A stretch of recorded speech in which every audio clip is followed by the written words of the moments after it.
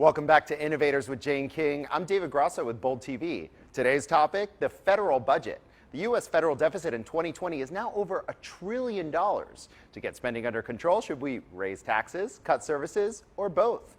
Joining me here to discuss this issue is Achilles Larea. He's the founder and CEO of Larea Wealth Management. Gavin Wax, the president of the New York Young Republican Club. And Nomiki Konst, the host of the Nomiki Show. How you guys doing? Great. Thanks for having us. Okay, we'll start with Nomiki. Yes. $1 trillion deficit. Yeah, what's new?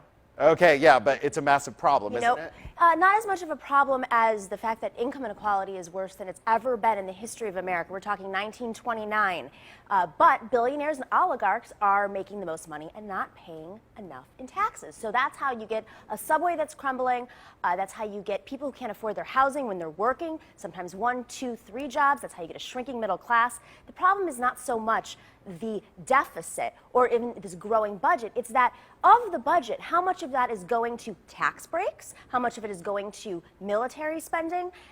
As the population, the aging population of baby boomers grows and millennials grow who have their own personal debt. So we have to talk about taking care of our citizens and really placing a fair amount of taxes. We're just talking fair taxes on the world's wealthiest people. Okay, Gavin, jump in here. We have income inequality in this country, but why is that happening? Because every dollar that the government either borrows or raises through taxation is a dollar out of the productive portion of the economy, whether it's the private sector or working class individuals, whoever it is. We can't just tax and spend our way to prosperity. If we were doing that, there would be no poverty, there would be no inequality, because we're spending close to $22 trillion in debt right now. What we need to be focused on is cutting back the waste. I mean, we spend over $100 billion on corporate welfare, and that's already 10% right there of the deficit. So there's plenty of waste, there's duplicative efforts, and there's multiple plans on the table, whether the Republican Study Committee, the Heritage's Blueprint for Action, and Rand Paul's Penny Plan. All of them could lower the deficit, lower the debt without raising any taxes on the working class, on the rich, whoever it is. So the plans are out there. We just have to take advantage of them, and we have to be willing to make the cuts where necessary. Achilles, do you agree? Well, I don't agree to a point, because I see a cycle that's occurred again and again where we're coming up to on 28%. By 2029, we're going to have 28% in terms of a deficit. We're about 1.6 trillion in terms of, but more importantly, we had a huge tax cut. And how did that really fall into place? How did that really help? It ballooned the deficit. It's, we haven't seen since war a deficit so high. So World War II was really the last time. However, we are in two particular fronts war-wise, but we're not spending as much as we have. So we have to remember, the first thing is that how much have we gone up, and is it one administration that's going to bring it up and then another administration is going to bring it down? Because we saw that with the Clinton administration, that they brought down the Obama administration, forgive me. They brought it down to a certain point. It seems that it rises and falls depending on the administration there. And more importantly is who's going to address the certain things, the infrastructure here in America, and how are we going to get past the deficit spending, because it's going to become a problem for future generations. Yeah, let's talk about that. Is it a problem to begin with, Nomi?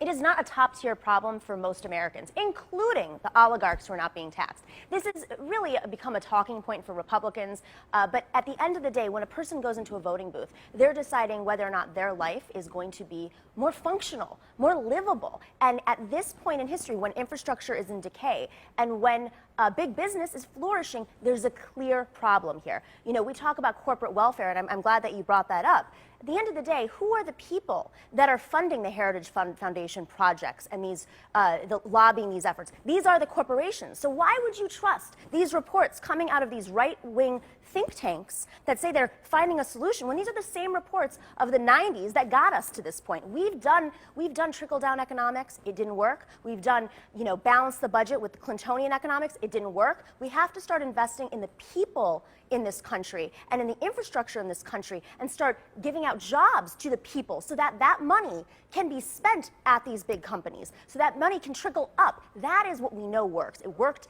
in the 40s, it worked post-World War II, and it's going to work again for Americans. But Gavin, we've seen a lot of issues where during times of high taxation, the economy isn't as good. Of course, and look, we know the Laffer curve. I mean, just because you raise the rates doesn't mean you're actually going to increase your tax receipts coming in.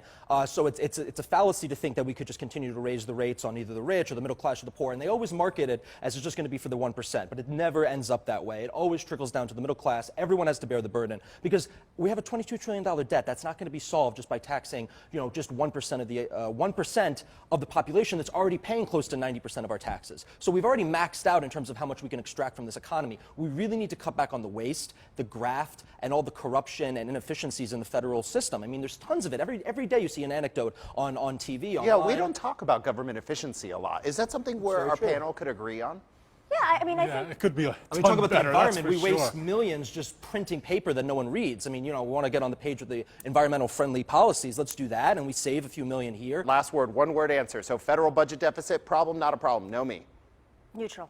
Okay, how about you? Problem? Huge problem. Okay, well, you heard it here. Thank you so much for joining us for this edition of Innovators. We'll be back soon with a new panel.